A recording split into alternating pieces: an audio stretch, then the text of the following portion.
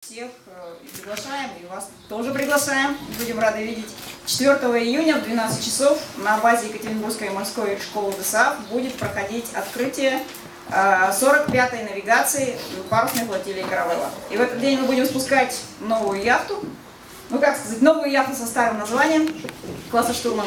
И если есть желание, и вот тут спрашивали, как записаться, то можно подъехать и, опять же, посмотреть. Это яхта моей конструкции. А еще 20 мая, во вторник следующий, надо сказать, будет встреча с Ларисой Крапивиной. Да, и там я отвечу на все вопросы про «Каравеллу». Про «Каравеллу» все вопросы.